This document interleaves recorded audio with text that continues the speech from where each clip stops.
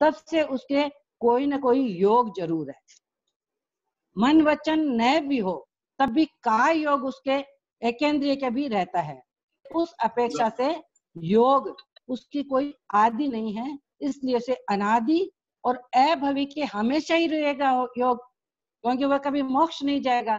तो उस अपेक्षा से सहयोगी की काय स्थिति अभवी की अपेक्षा से अनादि अनंत ली गई है। और दूसरी अपेक्षा है अनादि शांत, यानी अनादिकाल से योग था, परंतु जब भी वह जीव मोक्ष जाएगा तब उसके पास योग नहीं रहेगा। 14वें गुण स्थान में जीव अयोगी हो जाएगा और सिद्धों में भी योग नहीं होगा, और फिर हमेशा वो अयोगी ही रहेंगे। इस अपेक्षा से दो इसमें लिए गए हैं विकल्प, एक अनादि अनंत और एक अनादि शांत। अब हम चलते हैं मन योगी और वचन योगी।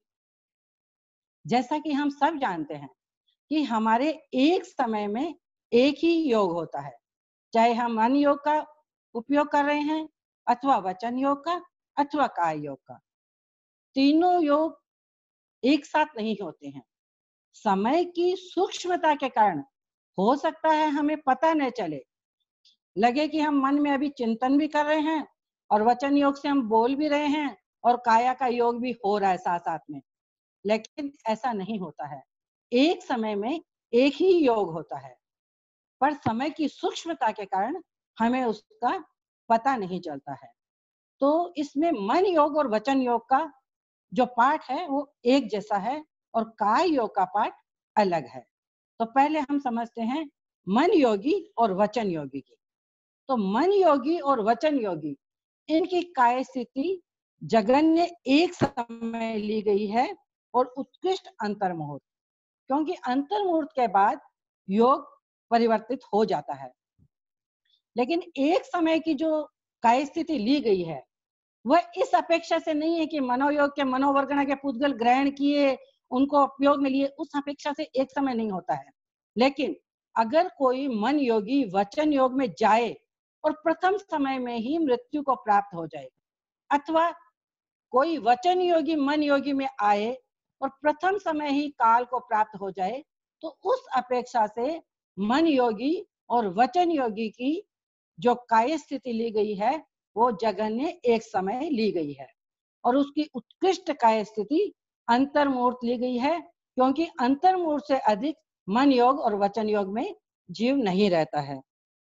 उसके बाद अंतर जगन्य अंतर मुहूर्त लिया गया है।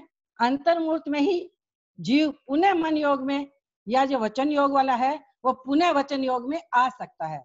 और उत्कृष्ट अंतर अनंत काल लिया गया है।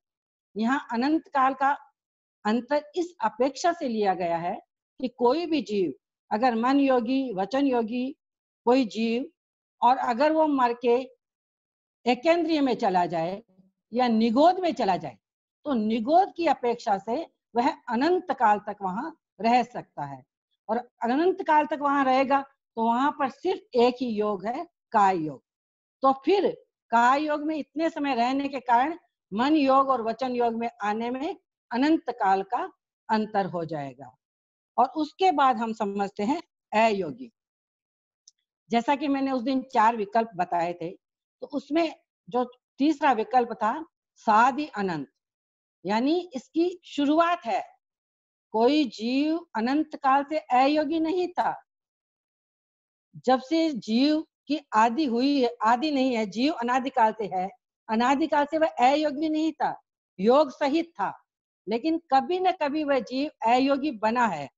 और अब अगर एक बार अयोगी बन गया, एक बार 14वें गुण स्थान में चला गया, तो पुनः वह सहयोगी नहीं बनेगा।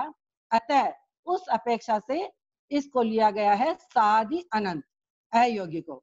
और जो सादि अनंत काल तक वहां रहेगा तो अंतर पड़ेगा नहीं, क्योंकि एक बार अयोगी हो गया तो वापस सहयोगी होगा नहीं, और वापस सहयोगी नहीं होगा तो अंतर पड़ेगा नहीं। तो इस प्रकार हमने पहला जो सहयोगी, मन योगी, वचन योगी, काय योगी और अयोगी, ये एक चैप्टर यहाँ पर इसका कंप्लीट होता है। अब मैं दूसरा चैप्टर लेना चाहूंगी जो है सैवेदी, और इस चैप्टर में आपके पहली बार एक नया विकल्प आएगा, क्योंकि अब तक आपने जितनी भी चीजें की, चाहे वह इंद्रिय हो, चाहे वह काय हो, चाहे योग हो, ये अनादिकाल से थे जीव के साथ में। कोई न कोई योग था, कोई न कोई इंद्रिय थी, चाहे स्पर्श इंद्रिय हो एक इंद्रिय, कोई न कोई काय हेलो, थी, चाहे पृथ्वी काय अपकाय में से बोलती कोई आप भी काय हो। एक्सेप्टेंस आ ही नहीं रहा है। हेलो देर से करे जा रहा है, अभी फिर किए। हेलो, आवाज आ रही है? हेलो, आवाज आ रही है मेरी? आ रही है, आ रही है आवाज। हैं? आवाज हाँ आ तो रही है, बीच में क्लियर थोड़ा, आ रही है। अच्छा बीच में कोई बोला तो मेरे को लगा मेरे को बोल रहे हैं। नहीं, क्लियर आवाज तो आ जो, रही है आंटी, आप कंटिन्यू करिए। हाँ तो दूसरा जो मैं बोल ले रही हूँ वह है सहवेदी का।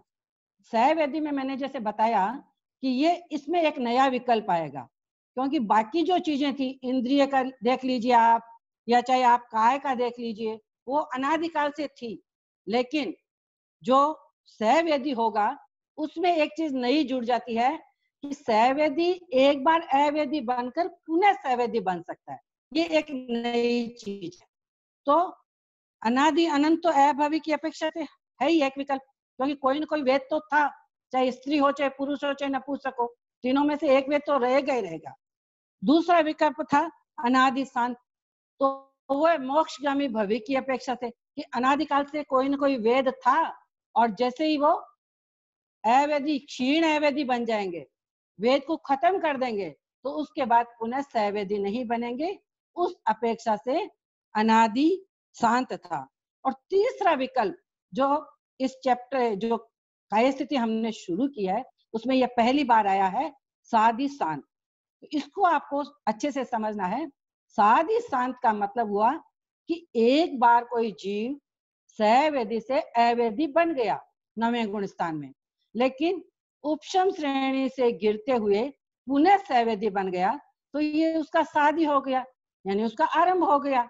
और सादी शांत यानी फिर कभी ना कभी ये खत्म भी हो जाएगा, क्योंकि जो जीव एक बार 9वें गुण स्थान तक चला गया है तो निश्चित ही वह सम्यक्ति है, और सम्यक्ति है तो कभी न कभी उसका मोक्ष अवश्य है। क्या कहते हैं ना, एक बार जीवन में अगर सम्यक्त का स्पर्श हो गया तो अर्धपुद्गल परावर्तन में उसका मोक्ष एक आरक्षण हो गया है। तो जो अवैधी एक बार बन के पुनः सवेदी बना है तो उसकी शादी भी हो गई, और कभी न कभी उसका अंत भी होगा जब वह मोक्ष जाएगा। तो उसके लिए लिखा है, साधि शांत की जो स्थिति दी है, जगन्य अंतर्मूर्त, अंतर्मूर्त में भी वह इसको वेद को खत्म कर सकता है, और उत्कृष्ट देशों अर्ध उद्गल परावर्तन, इतने समय तक भी वह संसार में परिभ्रमण कर सकता है, लेकिन उसके बाद उसका निश्चित ही मोक्ष होगा। तो इस अपेक्षा से ये अंतर लिया गया है। अब लेते हैं स्त्री वेद को। यहाँ एक बात और बता देती हूँ कि एक होता है शुक्ल पक्षी, तो शुक्ल पक्षी जीव जो अर्धपुद्गल परावर्तन की सीमा में जो जीव आ जाता है, उसके लिए जरूरी नहीं है कि वो सम्यक्ति हो तभी अर्धपुद्गल परावर्तन की सीमा में आएगा। शुक्ल पक्षी जीव बन सकता है, मिथ्यात्वी भी बन सकता है, लेकिन शुक्ल पक्षी एक बार हो गया तो वो अर्धपुद्गल परावर्तन उसकी एक सीमा है, उस सीमा के भीतर आ गया। अभी तक देखिए, जैसे एक कोई बीच में पार्टीशन है, वो इस पार्टीशन के इस तरफ था, लेकिन जैसे ही जीव शुक्ल पक्षी हो जाता है तो वह अर्धपुद्गल परावर्तन उसकी एक सीमा है, उसके बाद वह मोक्ष जाता है। सम्यक हो सकता है कि उस शुक्ल पक्षी बनते ही उसको सम्यक आ जाए, और हो सकता है मोक्ष जाने से 2-4 भाव पहले ही उसको सम्यक आए। तो ये एक शुक्ल पक्षी और सम्यक, इसके बारे में हमको आज मैं बहुत डिटेल में इसकी चर्चा नहीं करूंगी, लेकिन इसको भी हमें समझना है। जैसे मरुदेवी माता थी, तो मरुदेवी माता के तो अव्यवा राशि में जब वह थी उसी समय वह शुक्ल पक्षी उसका जीव बन गया था। उसके बाद वह केले के पत्ते में आया उसका जीव, केले के पत्ते के बाद मनुष्य भाव में, और मनुष्य भाव से मोक्ष चले गए। तो बहुत पहले ही शुक्ल पक्ष में आ चुके थे, और अर्धपूतगल परावर्तन की सीमा में आ गए थे और सम्यक बाद में आ सकती है। तो ये बात हमें एक बार और अच्छे से कभी मौका मिला तो इसको और अच्छे से समझा देंगे या कभी इसका ऑडियो बना देंगे। तो इसके बाद जो वेद है 3, स्त्री वेद, पुरुष वेद और नपुंसक वेद, जीव के इन तीनों में से कोई न कोई वेद होगा, या जब वो उपशम वेदी या क्षीण वेदी हो जाएंगे तो वो अवेदी हो जाएंगे। अब हम समझते हैं स्त्री वेद की काय स्थिति। स्त्री वेद की काय स्थिति जगन्य एक समय ली गई है। ये एक समय जहां भी आता है प्रायकर काल की अपेक्षा से आता है कि कोई जीव पुरुष वेदी है या नपुंसक वेदी या स्त्री वेद में आए और प्रथम समय में ही काल कर जाए, तो उस अपेक्षा से स्त्री वेद की काय स्थिति जगन्य एक समय ली गई है। और उसकी उत्कृष्ट काय स्थिति के पीछे 5 अपेक्षाएं हैं, और वो 5 अपेक्षाएं आपके जो संदर्भ है उसमें बहुत विस्तार से लिखी हुई है। मैंने जब ऑडियो बनाया था काय स्थिति का, तब भी मैंने अलग अलग नहीं बताया था, कारण उसमें एकदम क्लियर लिखा हुआ है कि परिग्रहित अपरिग्रहित जो देवियां होती है, जो स्वतंत्र होती है, और जो जिन पर किन्हीं किन्हीं देवों का अधिकार होता है, या जो स्वतंत्र विहारी होती है, तो उनका 50 पल्योपम और 55 पल्योपम है, और पहले देवलोक और दूसरे देवलोक की अपेक्षा से। और जो परिग्रहित है उनका 7 पल्योपम और 9 पल्योपम है। तो उस अपेक्षा से 5-6 भाव अगर करोड़ पूर्व क्या करे, फिर वो देवी बने, फिर एक मनुष्य का भाव करे स्त्री का, और फिर एक बार देवी का करे, तो उस अपेक्षा से 55 का डबल हो गया 110, 50 का डबल हो गया 100, और 9 का हो गया 18, और 7 का हो गया 14। और प्रत्येक करोड़ पूर्व वो जो 7 में लगेगा ही, क्योंकि वो बीच के जो भाव है। इसमें एक बात लिखी गई है कि जो स्त्री वेदी होते हैं उनके 8 भाव होते हैं, उसके बाद उसका वेद परिवर्तन अवश्य होता है 8 भाव के बाद। तो 6 भाव जैसे मनुष्य के या तिरिंच स्त्री के हो सकते हैं, संगीत तिरिंच में भी स्त्री वेद होता है, और 2 भाव ईशान देवलोक और उसमें पहले देवलोक और दूसरे देवलोक में करे, तो उस हिसाब से उनकी काय स्थिति की 5 लिखी गई है। 110 पल्योपम, 100 पल्योपम, 18 पल्योपम, 14 पल्योपम, और सबके साथ प्रत्येक पल्ले और प्रत्येक करोड़ पूर्व 3 पल्योपम जो यौगिक की स्थिति होती है वो, और प्रत्येक करोड़ पूर्व के जो 6 भाव या 5 भाव जो भी करेंगे, तो इस अपेक्षा से इसको 5 अपेक्षाओं से लेना है। उसके बाद है अंतर। स्त्री वेद और नपुंसक वेद में अंतर होगा अंतर्मूर्त का, जगन्य। और उत्कृष्ट अंतर स्त्री वेद में अनंत काल का हो सकता है अगर वह जीव निगोद में चला जाए, क्योंकि निगोद में सिर्फ नपुंसक वेद है। इस अपेक्षा से अगर कोई जीव निगोद में चला जाए तो पुनः स्त्री वेद में आने में उसको अनंत काल का समय लग सकता है। इसके बाद हम समझते हैं पुरुष वेद को। स्त्री वेद के बाद पुरुष वेद की समझने का हमारा है। तो पुरुष वेद में देखिए, स्त्री वेद में एक समय लिया था और नपुंसक वेद में भी जगन्य एक समय लिया है, पर चूंकि पुरुष वेद में एक समय की जगह अंतर्मूर्त लिया है, तो ये आपको समझना है कि उन दोनों में जब एक समय लिया है जगन्य, तो पुरुष वेद में अंतर्मूर्त लेने की क्या अपेक्षा थी। तो यहाँ हमें समझना है कि जैसे मैंने कहा ना कि कोई जीव अगर स्त्री वेद में आए और प्रथम समय में काल कर जाए, तो उस अपेक्षा से एक समय था। उसी तरह नपुंसक वेद का था कि नपुंसक वेद में आए और प्रथम समय में काल कर जाए। लेकिन अगर पुरुष वेद में कोई जीव काल करे तो देवगति में जाएगा, क्योंकि जो देवगति है वहां पे वो जाके पुरुष वेद ही होगा। तो उस अपेक्षा से पुरुष वेद में एक समय की जगह अंतर्मूर्त का समय लिया है, और उसकी उत्कृष्ट काय स्थिति प्रत्येक 100 सागर से कुछ अधिक, अर्थात 200 सागर से 900 सागर तक जीव पुरुष वेद में रह सकता है।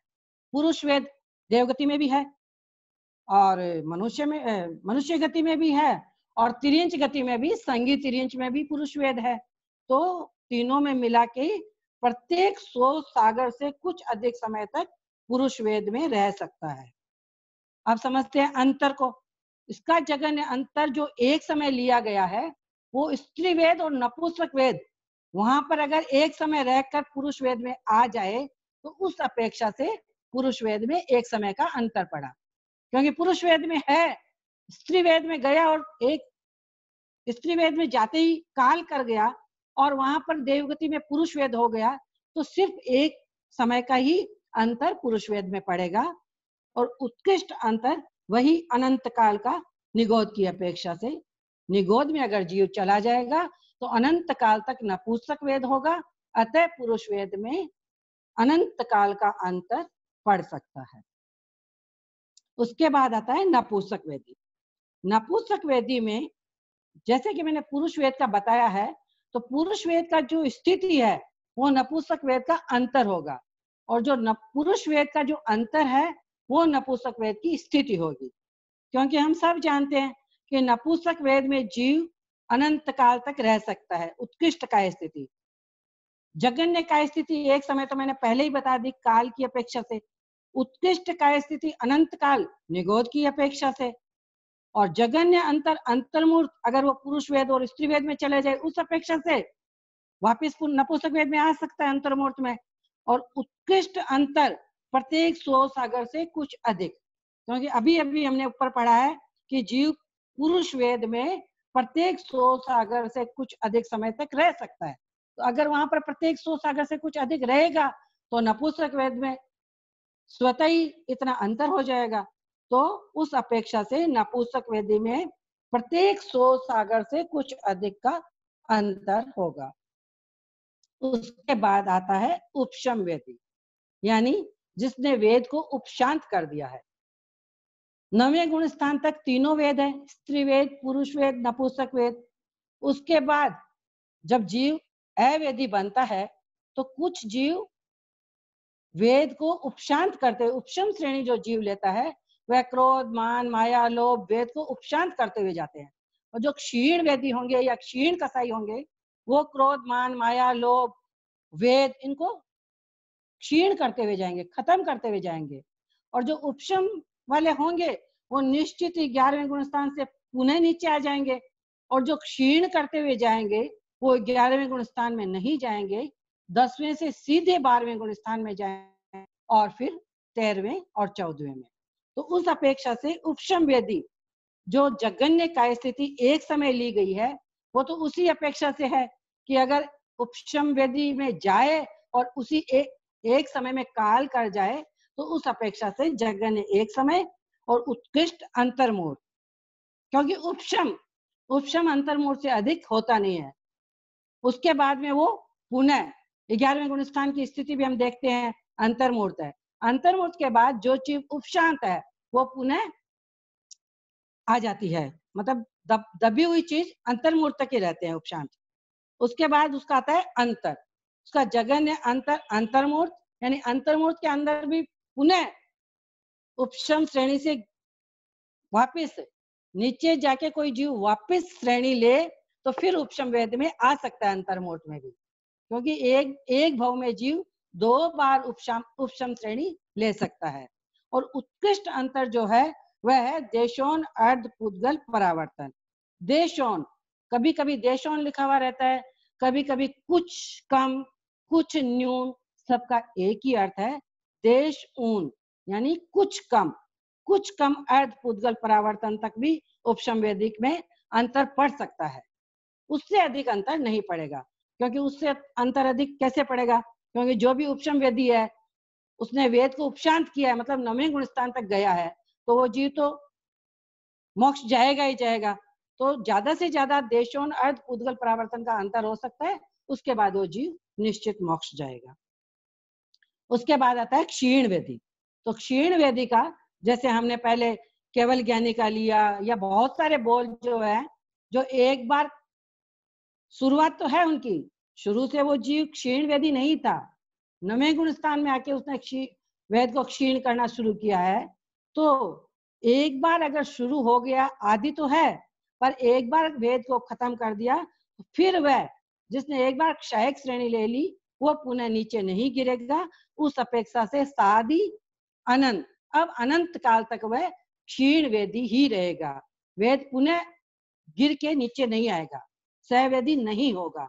उस अपेक्षा से क्षीण वेदी को साधी अनंत में लिया गया है। और जो साधी अनंत वाले होते हैं उनका फिर अंतर होता नहीं है। जैसे हमने पिछले चैप्टर में बहुत सारे बोल ऐसे किए हैं जो साधी अनंत के हैं, जैसे केवल ज्ञानी है, क्षीण कसाई है, क्षीण वेदी है, या बहुत सारे बोल ऐसे आएंगे आपके जो एक बार खत्म होने के बाद, शुरुआत तो थी लेकिन एक बार वो अनिंद्रिय हो गए, अकशाई हो गए, क्षीण अकशाई हो गए, तो पुनः नीचे नहीं गिरेंगे। तो इस हिसाब से ये हमने वेद का पार्ट एक संपन्न हुआ। और उसके बाद जो मैं तीसरा चैप्टर ले रही हूँ वो है सहकशाई, यानी वेद था 9वें गुणस्थान तक। 9वें गुणस्थान में सहवेदी भी हैं और 9वें गुणस्थान में ही वेद को उपशांत करना या क्षीण करना। पहले नपुंसक वेद को छेदते हैं, फिर स्त्री वेद को, फिर पुरुष वेद को, फिर क्रोध, मान, माया और लोभ, इनको या तो उपशांत करते हुए जाते हैं या इनको क्षय करते हुए जीव आगे बढ़ता है। तो जो कषाय है वो 10वें गुणस्थान तक उसकी सत्ता है। क्रोध, मान, माया इनका 9वें गुणस्थान तक है। और लोभ का जो सूक्ष्म संप्राय, थोड़ा सा जो लोभ है, उसकी सत्ता 10वें गुणस्थान तक है। तो जब हम सहकशाई का करेंगे तो सहकशाई का जो चैप्टर है वो एकदम सहवेदी की तरह ही होगा, अभवि की अपेक्षा से अनादि अनंत, क्योंकि अभवि के अनादिकाल से कषाय है और अनंत काल तक जब तक वो भव भ्रमण करता ही रहेगा तब तक उस रहेगा ही। जो मोक्षगामी भवी है उनकी अपेक्षा से अनादि शांत, अनादिकाल से था कषाय लेकिन कभी न कभी वो क्षीण कषाय होके मोक्ष हो जाएंगे, तो उनकी अपेक्षा से अनादि शांत। और तीसरी अपेक्षा जो सहवेदी में ली थी साधि शांत, एक बार अकषाय हो गए उपशम कषाय से और फिर श्रेणी उपशम श्रेणी से नीचे गिर के पुनः सहकषाय हो सकते हैं, तो इस अपेक्षा से साधि शांत ये तीसरी अपेक्षा भी हो गई। तो ये सहकषाय का सहवेदी के एकदम उसी के समान ही है। फिर आता है क्रोध, मान और माया। इन तीनों का एकदम एक जैसा है कि क्रोध, मान और माया इनका जगन्य अंतर्मूर्त है, उत्कृष्ट भी अंतर्मूर्त है। और इनमें जो अंतर है वो एक समय का है कि एक समय में भी क्रोध, मान, माया वाले मतलब क्रोध कषाय में गए और अगर काल कर गए तो दूसरी जगह जाते ही दूसरी कषाय हो सकती है, उस अपेक्षा से एक समय का अंतर हो सकता है। और उत्कृष्ट अंतर, कोई भी कषाय अंतर्मूर्त से अधिक नहीं रहती है। अंतर्मूर्त के बाद चाहे क्रोध वाला मान में आए या मान वाला माया में आए, कुछ न कुछ कषाय का उसमें अंतर्मूर्त के बाद जरूर अंतर होता है।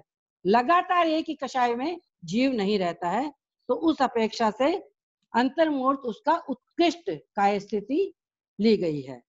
और उसके बाद जो लोभ है, जो 10वें गुणस्थान में लोभ की सत्ता रहती है, थोड़ा सा लोभ, उसकी जगन्य काय स्थिति एक समय उस अपेक्षा से ली गई है कि क्रोध, मान और माया उनमें जो एक समय का अंतर पड़ता है, तो लोभ से अगर उसमें गए क्रोध मान में और एक समय में पुनः आ गए, तो उस अपेक्षा से लोभ कषाय की एक समय की स्थिति हो सकती है।